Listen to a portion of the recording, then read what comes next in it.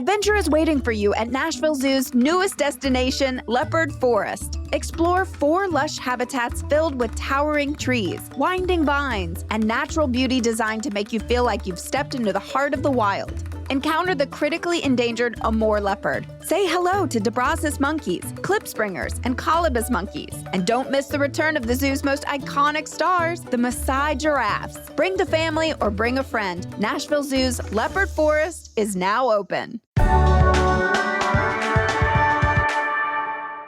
Today on CityCast Nashville, we're taking a deep dive into this year's budget to talk about the varsity spending plan. It's been a hot topic for 2 fiscal years now. But what is it? I'm joined by Southern Movement Committee Executive Director Erica Perry and Organizing Director Jamel Campbell-Gooch to tell us all about it. It's Monday, June 23rd. I'm your host, Marie Cecile Anderson, and this is what Nashville's talking about.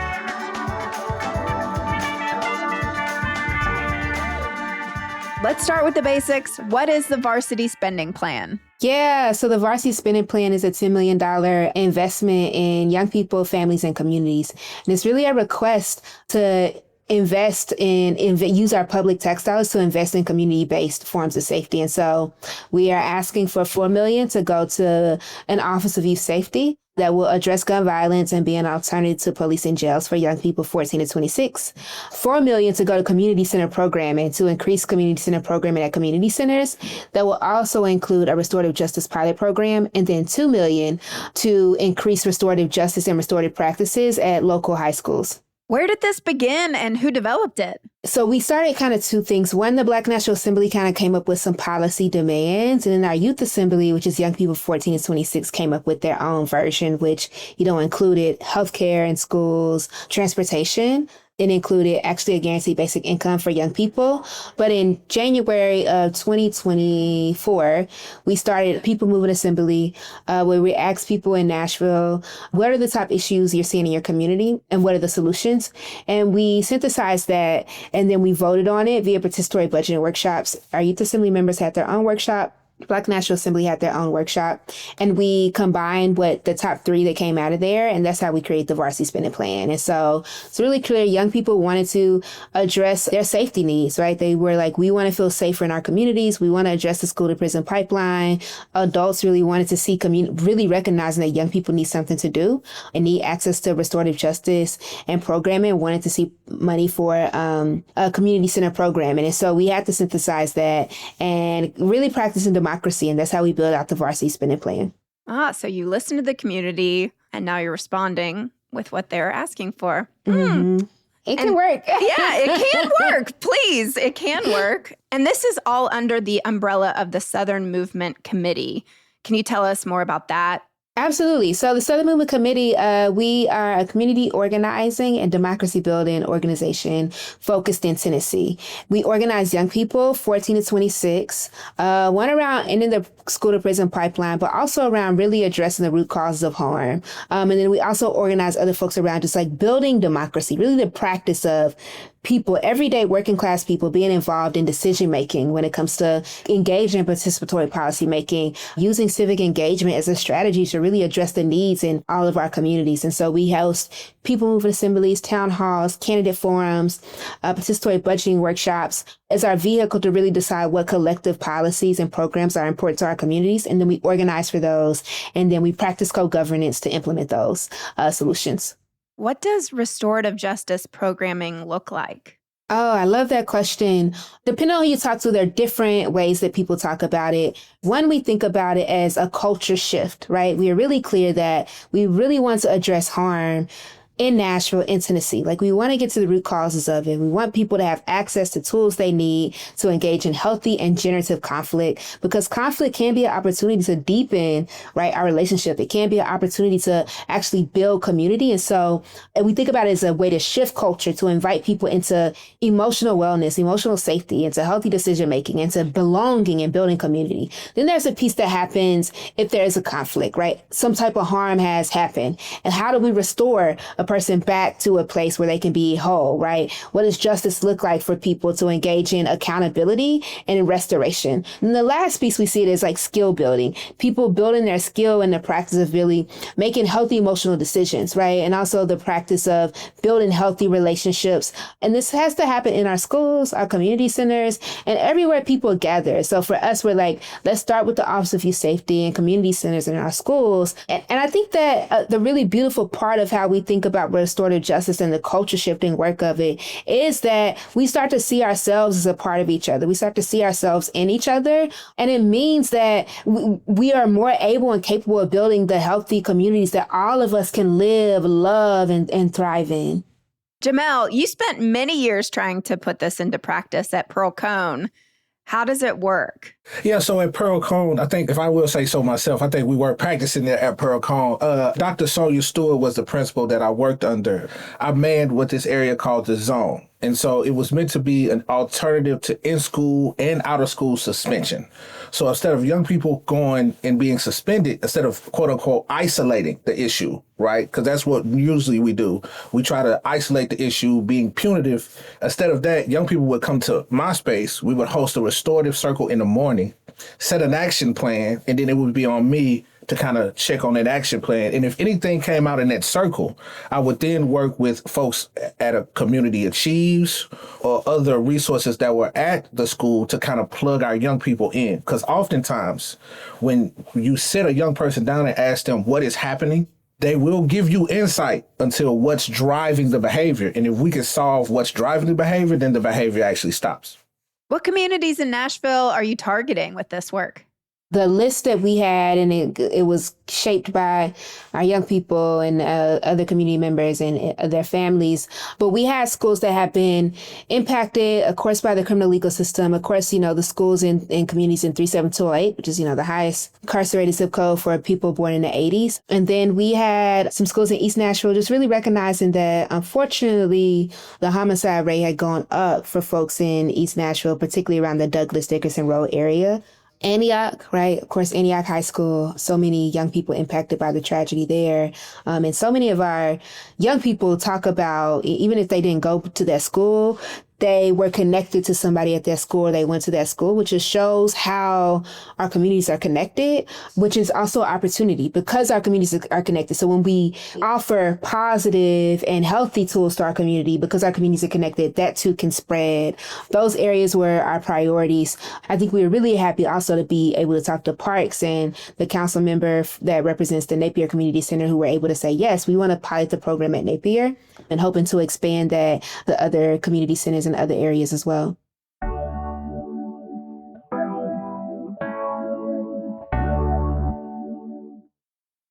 What were your emotions after the Antioch High School shooting? I remember feeling devastated and angry. I think anger is a symptom of grief, and grief is love, right? It's like, I love you, so I'm grieving your loss and your experience. I was angry because I'm like, hey, we need to build a world where this doesn't happen, where young people have so much internalized disdain for themselves that they begin to hate themselves and other people. And that's why I talk about a culture of restorative justice, a culture of care, a culture of love, of belonging, so that people can know that they belong to each other, not to belong to, white supremacist, anti-Black or homophobic or transphobic or xenophobic ideology, but that we belong to each other. And so I think I was devastated by that, devastated by the loss of life, devastated that young people afterwards, like, we got to go to school with metal detectors and we still don't feel safe.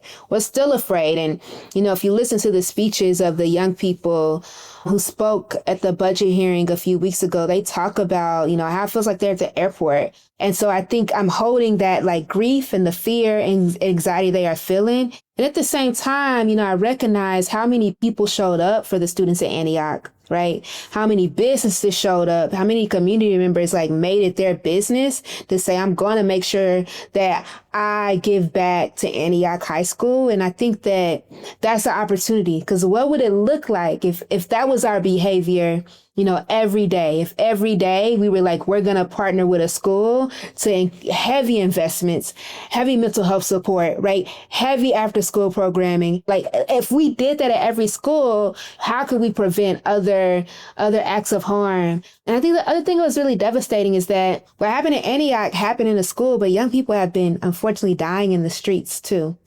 And it reminded me of how important the work of the Varsity Spending Plan, how important the work of the Youth Assembly is, and how we have to renew our commitment to our fight, renew our commitment to culture shifting, to inviting people into a movement that embraces care and investments in public goods to really shape out a city where people belong and are cared for and can make healthy decisions. And our people can grow old and graduate from high school, and be safe.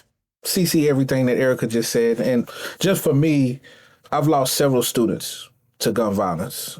And even this year, like I lost one of my earliest students that I was working with in the restorative program at Pearl Cone. Gun violence has this thing where it puts you in a space of where it's like, it didn't have to happen. I think everybody that is affected by gun violence often enters into that space. It didn't have to happen, right? Even our young people. And so we consistently talking about how gun violence has become this multi-generational issue that is affecting us not only in the present, but generationally.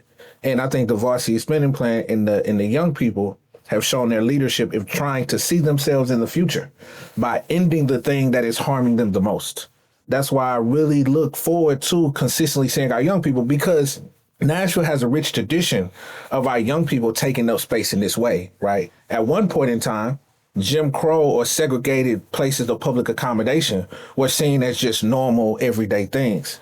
It was the young people who were attempting to see themselves in the future, safe, prosperous, and being able to live in a Nashville that they envisioned, who ended that form of segregation, right? And so it will also be the young people who end gun violence in an attempt to see themselves in the future. Well, let's talk about the youth, especially your work with the community center programming. We've heard plenty of people on our show and here in Nashville make theoretical arguments for third spaces. But what do they really mean to the young people you work with? So there's a couple different stories that have been lost, right? When we were growing up, and some of our parents might have this story too, they may have this story where they got into a conflict with one of their friends. And then the person that they got in conflict with actually became their best friend. So that is a generational story that we share. Well, unfortunately, that story has ended. Our young people don't have that story no more because conflicts escalate so quickly when you enter in deadly harm. And so with that being said, we understand that when we flood our communities with resources, that it actually prevents that escalation from happening. I wanted to say that in response to your question, because I think when we frame it in that way, because every community member that we've talked to, parents, when we try to break it down to parents, that's usually where we have to go. There has always been conflicts in our community. There has never been so much access to deadly harm on the opposite end. Okay, so when you refer to deadly harm, do you mean access to guns? Yes. What makes a third space good, according to the young people you work with? So I love this question because it allows me to get into the democratic process. Community centers came up in January. Many of the adults in the room said, we want community center programming. And we asked the Youth Assembly 14 and 26 to vote on their top three. They voted for transportation, restorative justice, and the Office of Youth Safety. It was the adults who voted for community center programming. And that's because there's a legacy, right, of people our age and older who are like, we know we went to community centers where that's where we learned to play basketball. That's where we met with our friends. It's free, it's accessible. It's a community center in almost every neighborhood, like libraries that people can go to where they can gather and build community. And I think the beauty in it, the way that we were able to build some type of collaboration is that we said, well, young people want restorative justice. Adults want community center programming. So we merged them together and said, let's pilot a restorative justice pilot program at a community center while also increasing community center programming targeting young people 14 to 26. So there's a way for young people to come with their families to get tools and skills around restorative justice, a place for young people to go to get access to programming in some sense where they can just, this is what I get to express myself through art, through music. And at the same time, some of them are able to, because of the work that Parks did, get access to skill building. Or they want to, job placement programs, right? Really recognize their jobs as a vehicle to community safety. And so I think it's really, really meaningful in that way. And I'm proud of how we allow democracy to help us collaborate and shape a programmatic work, and then for the city to fund it, and then for Parks to be able to adopt it. I think it's just, my God, just a really, really beautiful example when folks are like, it's hard right now, but this is an example of democracy, right? Community, like diversity of people coming together, intergenerational coming together to really be like, let's see how it works, and then let's evaluate it, and then put it in other communities. Well, let's talk funding. The Varsity Spending Plan asked for $10 million to execute your ideas. Last year, the budget did allocate $1 million to create the Office of Youth Safety, first in the country. How do you feel about the progress with that department so far? Democracy, y'all. Democracy, y'all. Democracy and governance. Yeah. It is hard, but it is worth it. It is. I really believe it's worth it, but I think I need people to know how difficult it is. So you just can imagine bringing together community members, and we're like, come, let's shape what this looks like together, while also, having also to work with government. Government is trying to be responsive to so many different things, and we're having to push them to make this a priority. And so I'm really proud of the work we were able to do practicing co-governance. I think the day after the budget passed, Budget Chair Porterfield called us and said, now let's meet so we can get this office built.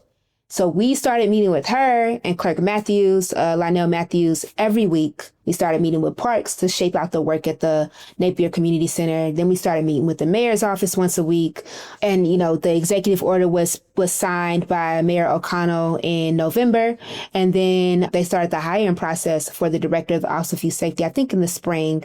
And I'm really proud of this. So 2 of our Youth Assembly members were a part of that hiring process to hire their first director. But so far, a part of our work has been infrastructure building out the office, deciding what the work will look like. We've had our own people's movement assemblies as we're meeting with decision makers.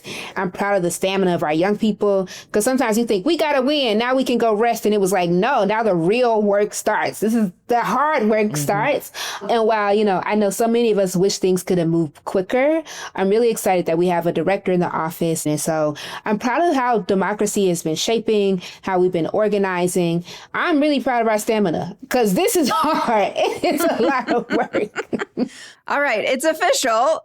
You're getting the same funding in this year's budget, plus the ability to roll over leftover money from last year, but you're not any closer to $10 million. What's your response? So this is how we talk about it with our members, and this is how we talk about it publicly. The $10 million is definitely we want to see that fully funded. We also understand that we are in the process of governing. I need people to understand a part of saying we're going to build power is how you will power and how you govern. So we want to be really clear about, we want to be able to build up to that $10 million so that we can govern how that $10 million is allocated, and we can shape and build out those programs and make sure we can protect it too. Because a part of also governance is protecting it. And we have to be honest about having to protect the funds that we raise, the funds that were allocated from other people who are like, well, I have an idea on how this money can be spent. And we're like, no, this is how it was allocated for this reason. And we want it to be used in this particular way. Yeah, and I think if that co-governance model is very important to be able to walk alongside them. I do want to just add a piece of a nuance. So the Southern Movement Committee is not getting money. Right. The innovative solutions that are part of the Varsity Spending Plan are getting invested in. And I think as that goes, we're going to keep working. We're going to keep the momentum coming. We're going to keep applying pressure to those who are responsible with making sure our communities are whole and safe.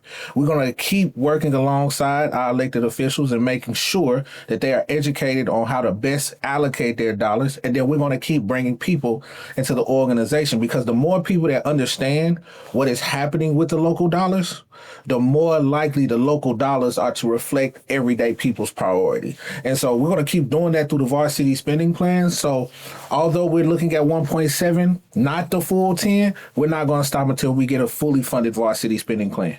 Are they giving you a sense of like, oh, hopefully, fingers crossed, like it will increase over time? Or how does this work? As organizers, I think for us, we have to be really clear. Like for us, we're like in 3 years, we want to be fully funded. We want the office to be up, taking shape. We want to have, be clear about the programmatic work. Yeah. And I think in 3 years, that's our goal. And each year we increase the amount. So like last year was 1 million, this year's 1.7. And now that we have a person in the office, right, so we can be like, this is the work that she's going to do, increase the funding in this particular way. That would be really, really important. And the other piece that I think is really great is that there are other things that are happening in the city too that will be able to help make the claim for it. So there's like the health department is working on kind of the community safety plan. So like, how does that then inform what else is going on here?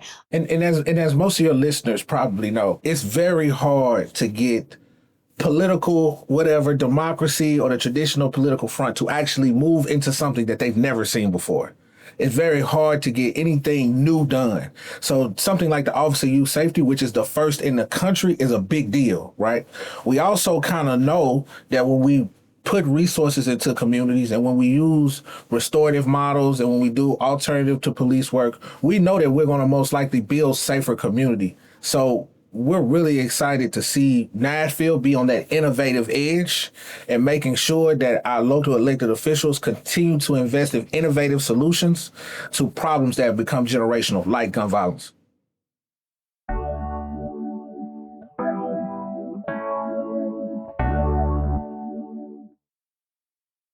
Erica, you're a lawyer with a background at Black Lives Matter in Memphis. Jamel, you were a big part of Gideon's Army, especially at Pearl Cone High School, like we mentioned. Can you tell us how your paths led you to where you are today? So first of all, I went to high school with Erica. We went to the same high school. Where did y'all go? We went to East Literature. Oh, okay. I went to Overton. Oh, wow. Oh, nice. One of our members went to Overton, too. Yeah. So me and Erica So you met in high school. Yeah. So we actually... Well, no, we met at church camp, actually. We also went to the same church. We met in church camp. I was in the 6th grade. Jamel's in the 7th grade. What church camp, can I ask? It was Mount Zion. It was their summer camp on the campus of TSU Avon Williams campus. So I've been knowing Erica for quite some time. So Erica kind of introduced me to this world of organizing in this way, right? When I was working at the previous organization, I always thought gun violence was a circumstance of two people making a very particular decision to harm each other. That was my limited analysis. That was my limited understanding. Erica was doing work with Law for Black Lives. She had flown into the city. I think Erica, you were doing participatory budgeting workshops, is that correct? Workshops, yeah, invest trainings, yeah. So Erica was doing training, so she came back to Nashville, and we ended up having lunch, and she kind of expressed and opened up this world of understanding that, there's a context in which violence is happening in our community. And oftentimes, everyday community members lack the power of making their community look the way they want. And so if we actually shift power back, if we organize to shift power back, and if we organize to actually get the community goods necessary, then that creates safer communities. And so ever since then, I can't remember what year that was, but ever since then, we have back in 6th grade. Y'all came up with it. So brilliant. I was a 6th grader. What was that, like 2019, Erica? Yeah, it was 2019. Yeah, I moved back home in 2019 from Memphis. I was really like, I want to organize my family. Like, I've been doing work across the country and felt really important to come back home. And one of the first folks I knew I had to meet with when I came back home was Jamel. I'm really grateful that we are in this moment where it's like we're seeing some of the harvests of all the work we've been collectively doing over the last few years. And our members, so like as we built out, like we're a base building organization. So I know it's me and Erica sitting here talking to you, but we represent a body of people that have chosen to take their free time and really throw down on organizing to get the goods and bringing back wins to everyday people. So really everybody in the organization, whether it be our youngest members that are 14, 13, 12, all the way up to our oldest members, right, 9, all the way up to our oldest members that are civil rights legends. So that multi-generational work has really been reflective in our success success so far with the varsity spending plan because it has really and truly been a community, democratically led process of building this out. And I heard you say something about the youth asking for guaranteed basic income. Jamel, you were actually leading a basic income pilot in North Nashville a few years back. What happened there, and what did you learn in the process about what our neighbors need in order to thrive in this city? Yeah, so we were attempting to get a guaranteed basic income program off the ground where we were hoping to really introduce the idea of using direct cash as a way to help mend the social wealth gap. And we learned a lot of things in trying to get that off the ground. Unfortunately, I left that organization before we were able to actualize the program.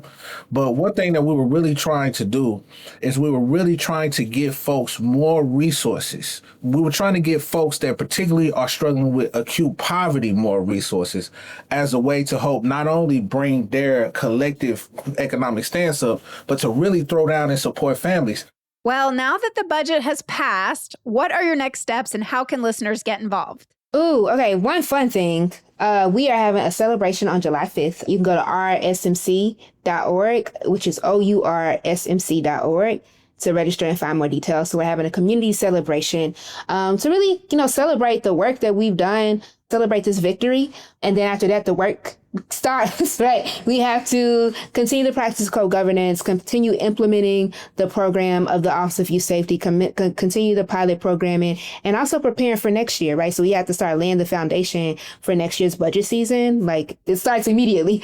And so we invite people to the July celebration, and then we have monthly community dinners. We'll have a PMA to really establish our priorities going into next year that folks will be invited into also. So folks can go to our website, register for that, and then also go to our social media where we'll be talking about other ways to get involved. But the first step, though, is to celebrate. And if I can add one piece, yeah, definitely follow us on Southern Movement Co. on all social media.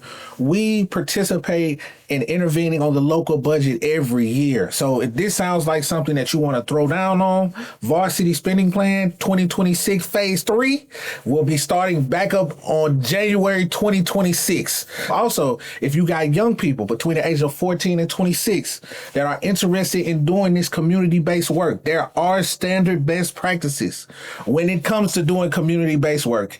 And folks understand that there are things that we can learn from. So if you have young folks that are interested in doing community-based work, we have a youth assembly internship that is a paid internship that they can apply for. So if they go to smc.org and then you click the Youth Assembly tab, have your young folks apply. It is a paid internship.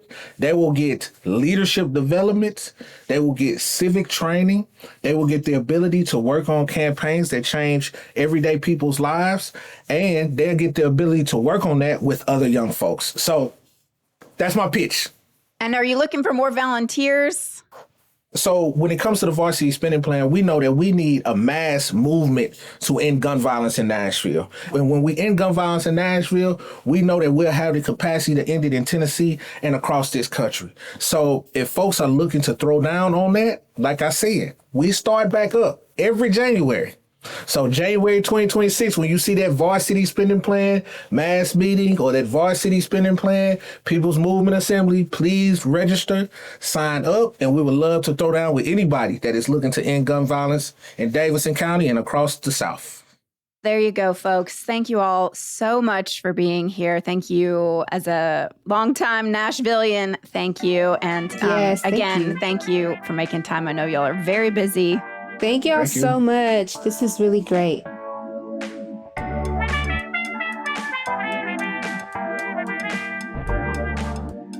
That's all for today here on CityCast Nashville. If you enjoyed the show, why not tell your friends? Rate the show, leave us a review, and subscribe to our Hey Nashville newsletter. We'll be back tomorrow morning with more news from around the city. Toodles!